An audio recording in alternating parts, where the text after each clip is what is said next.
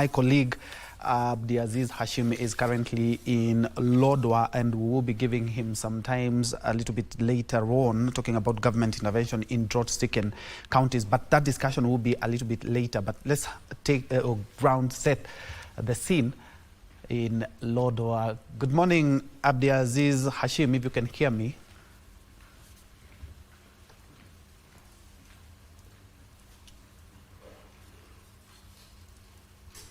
Abdiaziz, if you can hear me.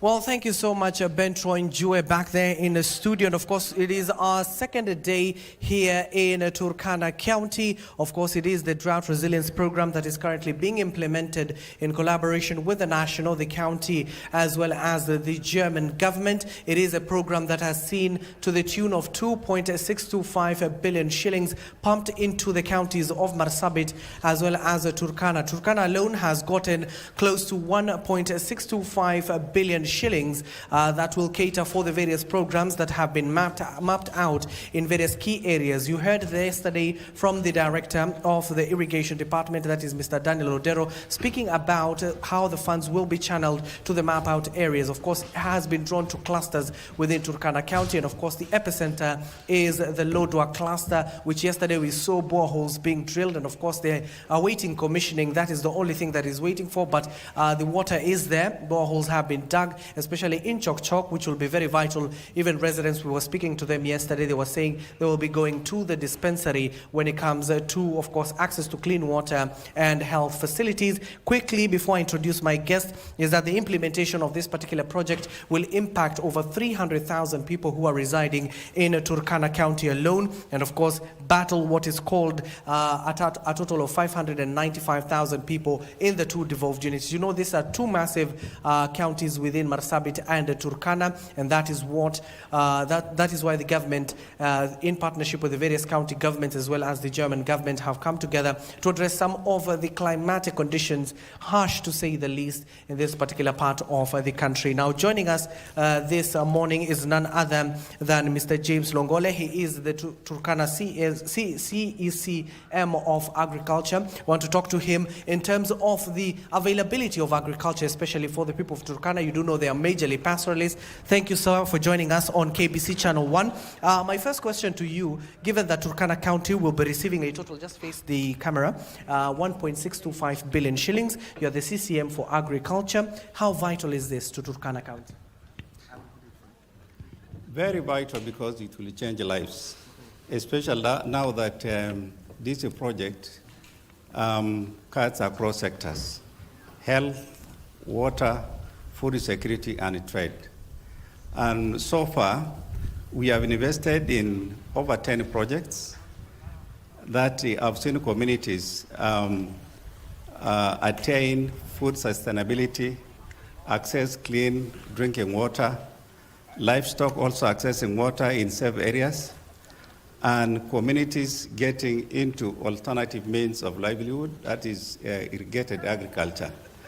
So, in as much as we may not have attained the desired objective of the project, that is reaching out to 300,000 beneficiaries, but so far we are midway. So this is a very critical project in changing lives here, and we are working closely with the national government and the German government to ensure that it realizes the desired ends as planned. And also, CCM, we are talking about this community is largely pastoralist. Are we going to see them engaging in farming? Yes, Turkana County, in as much as 65% of the population are pastoralists, but we have also about 35% that are getting into irrigated agriculture. That's agro-pastoralism. So, yes, through irrigated agriculture, where we have communities getting into food security projects, but the project is also not only targeting the agro-pastoralists, but it's also targeting the agro-pastoralists, the fisher folk, and even the traders. So it's a project that is cutting across. It's not about any livelihood zone, but all the livelihood zones that are in Turkana, be they agro-pastoralists, be they pastoralists, be they fisher folks, be they the farmers along River Tarkwell. So it is touching all lives across. And also, given that the vitality of this particular project, we saw yesterday 2 boreholes that are working. There is water, especially those closer to the dispensary. Maybe tell us, to the Kenyans who are watching you right now, what is the sort of distance people used to walk to access clean water for drinking for themselves and for their pasture? Yes, they used to walk about 10 kilometers from their homesteads, but right now, water has been taken to communities. So they walk, the walking distance has been reduced from 10 to around 3-4, which is actually acceptable, given that this is an area that many times is susceptible to drought. So the distance has been reduced to give communities also extra time to invest in other activities, like farming or pastoralism, or rather herding, or maybe getting into trade. So the time has been saved from 10 to 4 to 3, so that they can also use that time to get into other activities that are profitable to their lives. And of course, CCM, we do know how resources is very vital, especially in these parts of the country. We have seen them bring inter-community clashes within the community, even the bordering communities across this particular county. So as a county government, will this also address the security challenges that you have been witnessing? Yes, some of these projects target communities that are on the borderline. For instance, if you look at the projects in Kakuma cluster, or Loima cluster, more specifically in Loya. They are located on the borderlines, meaning that it's not necessarily targeting the Turkanas that are staying in those areas, but they will also promote sharing of resources with other borderlines communities, either from Uganda or even from within. Because we have the Pokos, for example, staying in places like Loya, Lorengipi. So we have the Tepeth on the other side of Uganda, and even the Madeniko. So it will address 2 things. One, it will promote sharing of those grazing resources, including water, but it will also reduce migrations to other foreign countries by the Turkana, meaning that much of their time will be spent within Turkana because of the available resources like water. Yes. And of course, finally, as we wind up, what are some of the other challenges that you have been witnessing, CCM, in this devolved unit you would like the national government as well as the county to collaborate on? Basically, I think this project faces 3 main challenges. The first is disbursements to counties, the 2 counties, in Turkana and Marsabit. But that is... this requires an engagement with the national government, and there is also already a framework to that effect. Second is delay in the implementation process, which is basically also a factor of the disbursement per se. So we have already discussed with the German government on how this should be sorted out. And then the third one is that we have also slow implementation, a bit of slow collaboration by different stakeholders. This has also been addressed. So basically, once we address the issue of engagement between the national government, especially the National Treasury, and then the Kara bill is also passed by both the houses, basically the implementation on the ground will be smooth. And there is a framework that we have agreed upon with the visiting mission to see how this can be sorted out. Maybe in your final remarks quickly, given that we are wind out of time, I introduce my next guest. We're talking about in terms of ensuring that the project is sustainable. As the county government of Turkana, will you assure the people of Turkana this project will continue running as and when it is officially handed over to the county? Yes, it is actually, this project is building on lessons learned. That means it's going to be, the initiatives out of this project will be sustainable. And then secondly, there is that ownership, because by virtue of its design, there is participation by all the stakeholders and even ownership by communities.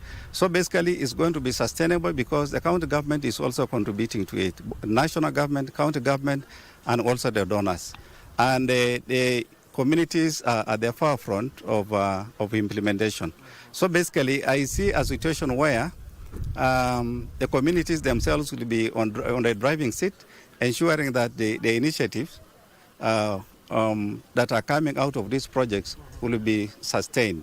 Thank you so much. That is Mr. James, and thank you for joining us. He is the CCM of Agriculture here in this particular devolved unit. You want to speak to the Director of the National Government from the Department of Irrigation, that is Mr. Daniel Odero, who has been taking us through this particular devolved unit and the certain projects that have been ensured that are being implemented under this partnership between the national, the county, and the German government. And of course, we'll be just talking to him. You've just heard from the county in terms of sustainability of that particular project. He has assured the people of Turkana that it will be sustainable. At the end of the day, they will ensure it is up and running at the end of the day. But let's speak to Mr. Daniel Odero joining us. Daniel, thank you for joining us this morning on News Check. The first question is, we visited 2 boreholes yesterday. We have seen it is working. So why did you choose that particular area and how will it be beneficial to the people around there? Thank you, Abdi, so much for this second day of our visit here in Turkana to monitor the progress of implementation of Drought Resilience Program in Northern Kenya. And we are here on behalf of our Principal Secretary, CPA Ephantus Kimodo, who was not able to join us but would have really loved to be with us. So yesterday we visited Chok Chok borehole and Nautin borehole. These are boreholes that were selected in partnership with the community. As I said, it's a participatory program, and therefore the communities select from a pool of basket. And so it was their choice that there is a demand on water. So we had to follow their needs, because if you walk alone in this program, then you are bound to fail.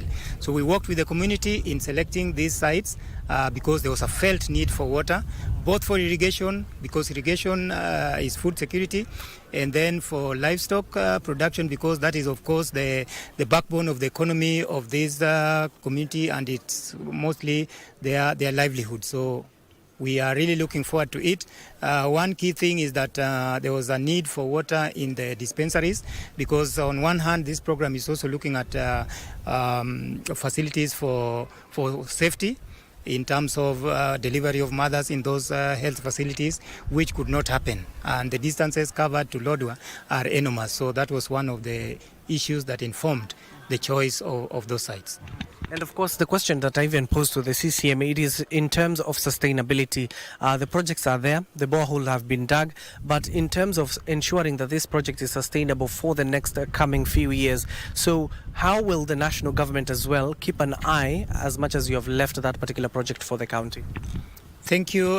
This is a collaborative effort for both the stakeholders who are in it. We have the Federal Republic of Germany, and so we have the State Department for Irrigation. We are the line national government ministry responsible for implementation of this program. So we have the overall fiduciary responsibility, meaning we cannot stay aside and let the county governments implement it on their own. We are all providing policy in terms of oversight. All the approvals has to come from the program. We do capacity building for the TOTs of the county governments. So we'll have to hold hand and work with these county governments until we don't know when, but this is a program that we cannot just leave like that. There's a lot of investment into it. 13 million euros is not a drop in the ocean. That translates to about 1.6 billion Kenya shillings, and it's support from the foreign government through us. So we have a real big stake in it, and therefore we'll have to work with the community and the county government to make sure that these projects are sustainable. In terms of monitoring, even after the mission is over, our role still remains to continue coming coming here to monitor the program. One thing that I want to overemphasize is the two leadership of the county government and our principal secretary sat together and saw the need for our engineers from the national government to hold hands together with the county engineers to make sure that we implement a program that is suitable for our homegrown conditions. And this will also help us to carry out forward monitoring. And you know, with the availability of water, especially for the pastoral communities here in Turkana County, are we likely to see them engaging in farming, especially in various irrigation schemes? Will we be seeing them up and running in this devolved unit? Thank you so much. As I said, this is an open program where communities are bound to choose what is best for them. But of course, there's the technical backing from us. As they choose, we also give them the technical advice that this is possible and this is not possible. Probably we can also include this. So along the River Takwel, we have a lot of potential for irrigation. And so most of our programs on irrigation are along the Takwel River. And the communities there already have historical background on irrigation. There's a lot of sorghum growing and growing of other drought-tolerant crops like cowpeas. We also have a lot of other programs also through our state corporation, that is the National Irrigation Authority, that is already doing a lot of irrigation along the Takwel River. When it comes to the other sides where we are using boreholes, of course we'll also have some irrigation taking place. It is a gradual process because weaning out a child from suckling is not easy. But because they are already a pastoral community, we are also engaging them to change their mindset so that they can be able to embrace irrigation. Because here you cannot grow crops through rain. There is no rain. After 2 years, 4 years, there is no rain. If it comes, it's very minimal. So we have irrigation in terms of spade. This will take advantage of the floods that comes with the very heavy rains, and the community already are alive to this because they use it to grow short season crops like sorghum and finger millet, which of course is their traditional food crop. So it means we'll have very fast adaptation when it comes to this. But we're also intervening on the drier parts of this country on feedlots. Feedlot is targeting their core business, which is livestock. So feedlot production is also going to target irrigation and mostly using flood water. So irrigation not only is for food crops, but is also for feed for livestock. When communities are empowered economically, then they can be able to buy food and put on their table. And to us, that is one definition of being food secure. And of course, the other thing is about the impact of this particular project. Yesterday, you were talking about already 7 contracts are up and running. So what are these key areas? Just explain to us, especially on the matters of clusters. Why have you decided to go the way of clusters in implementing this particular project? Thank you so much. The feasibility study for this program was conducted in 2015. And based on the level of financing, you hear Turkana is one of the vast counties in Kenya, covering 77,000 square kilometers.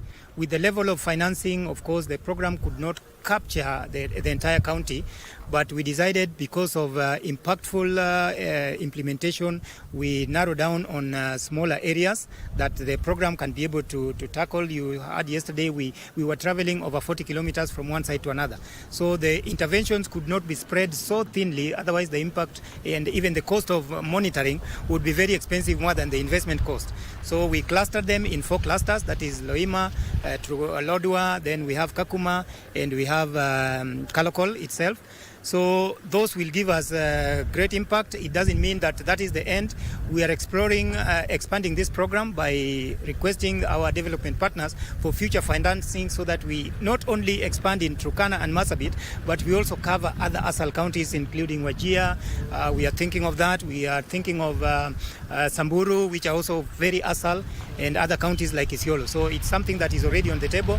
Maybe during the government-to-government negotiations, which is coming in 2026, we already put a proposal, so we'll just have to tighten it and see how best we can be able to. But for impact, we covered those clusters. Other development partners are also covering other regions, which we are not.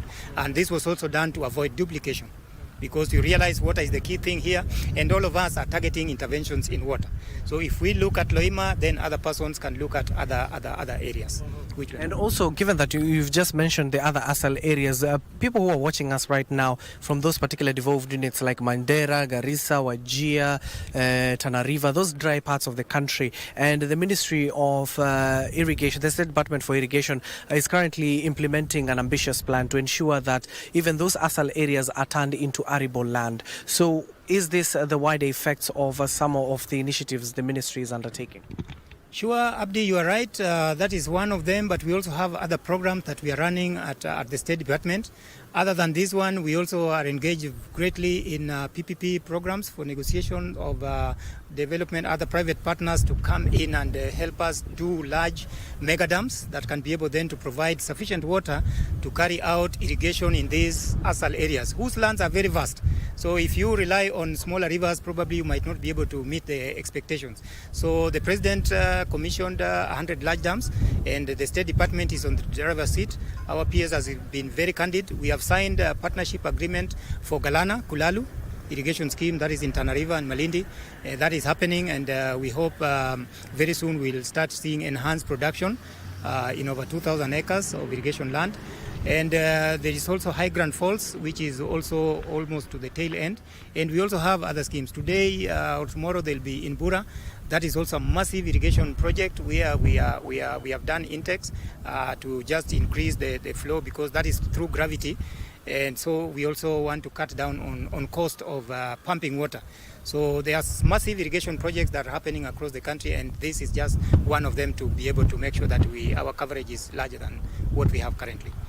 Given that the State Department is taking over some of these key projects, maybe what are some of the gaps you have seen and how can they be resolved? One is our major challenge has been putting these projects into actual production. We have massive infrastructure that we have invested, but because we are partnering with the State Department for Agriculture, whose responsibility is extension services and production, then we put the infrastructure, but we partner with them so that we can be able to improve the productivity of these schemes. Also within our own department, we have programs that are taking care of that. The other issue that we face is water.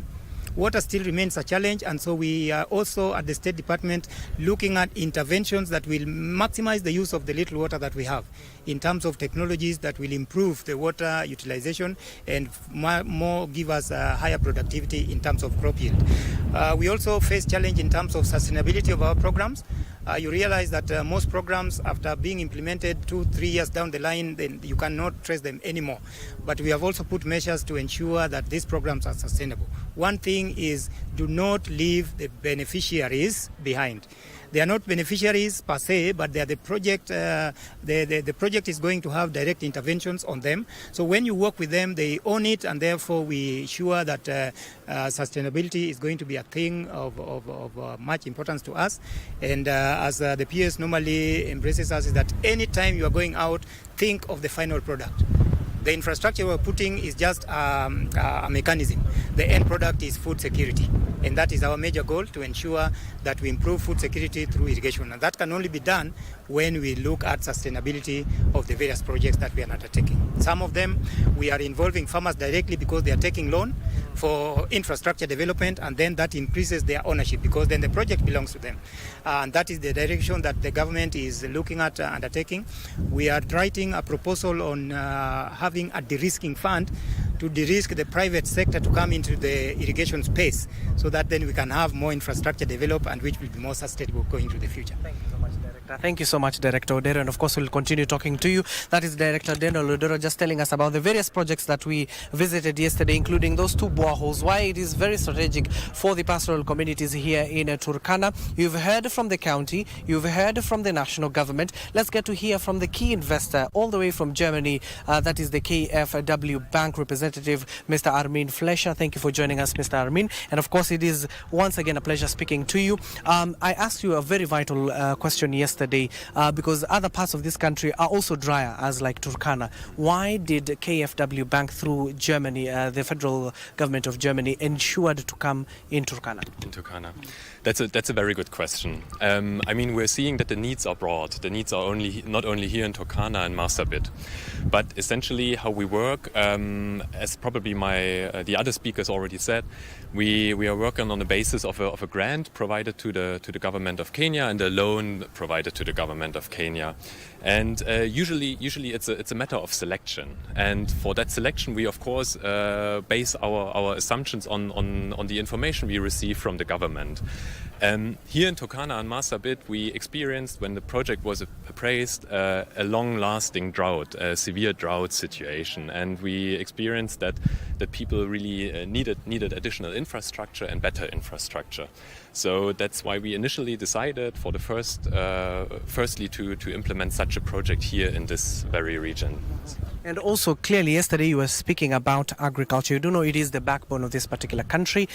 In terms of ensuring ASAL areas such as Turkana County are able to start various irrigation schemes and farming practices, is this one of the key underlying issues you clearly stated while you were making this deal with the national as well as the county government? Well, yes, exactly. As I mentioned yesterday, KfW has a wide range of activities in the country.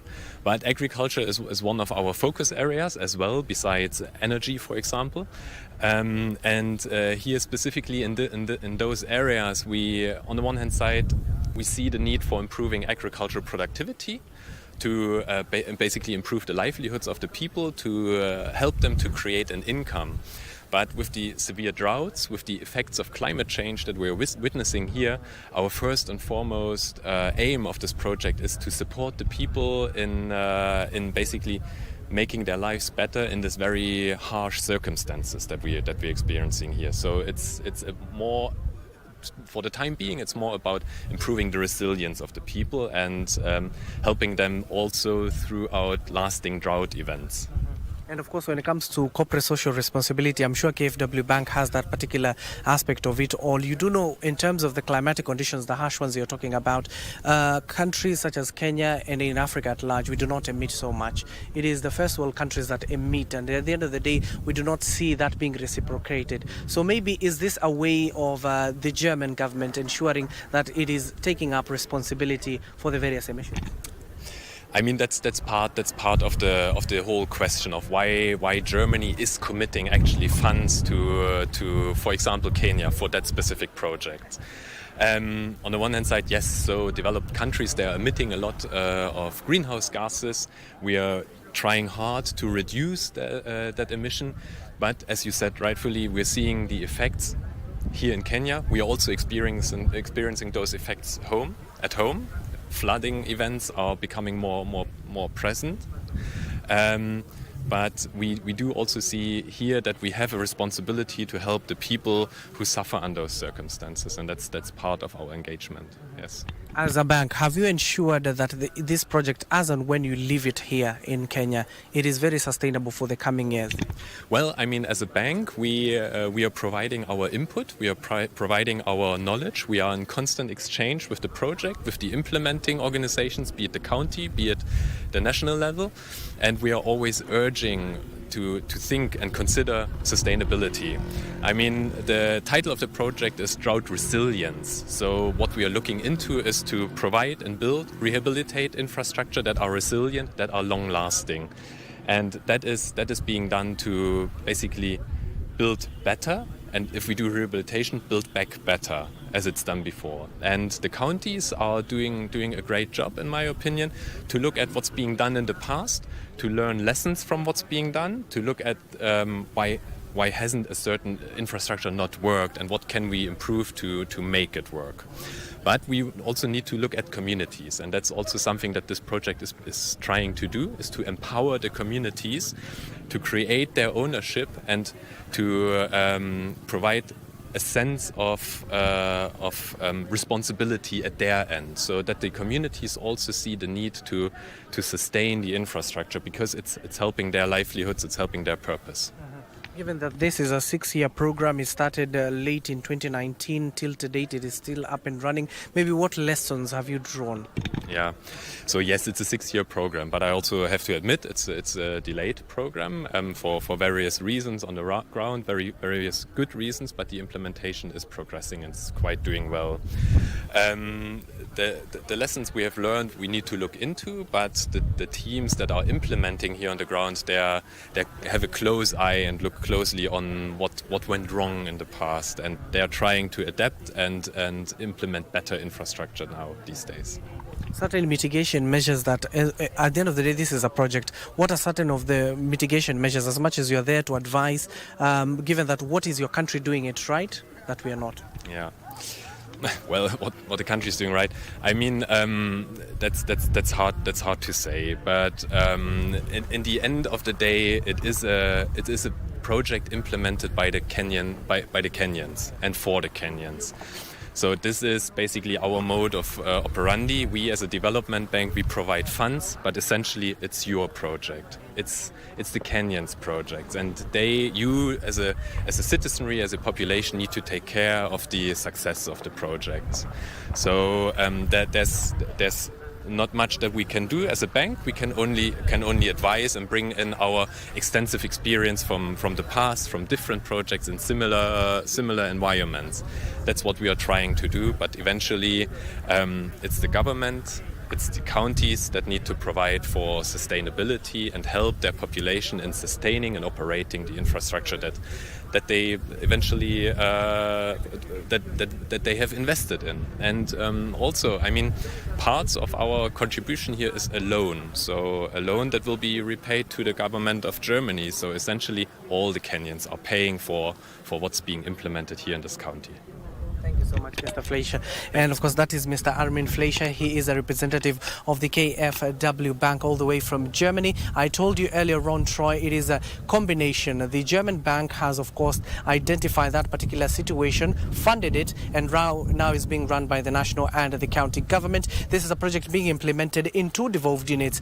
Actually, one of the two largest devolved units, that is Marsabit and Turkana County, that is set to impact nearly 1 million Kenyans who have been, of course, affected by the effects of the wrath of Mother Nature, that is drought. And of course, these are certain key projects. We'll be still following up on various irrigation schemes within this particular area. You also do remember that the Principal Secretary, State Department of Irrigation, that is CPA Fantas Kimotho, clearly stating that various ASAL areas that are arid and semi-arid, the State Department is battling to ensure it is arable land through the ambitious plan to ensure that the irrigation scheme across the country is expanded. But for now, I need to hand you over back to studio. My name is Abdiaziz Hashim, and of course, back to you, Troy.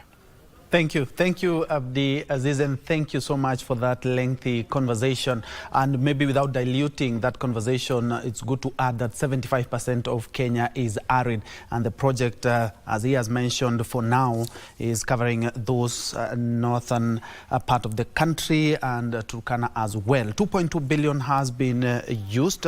People walking for more than 10 kilometers just to get a drop of water, but that all about to change due to the partnership between the three stakeholders that he has just interviewed, including the German government.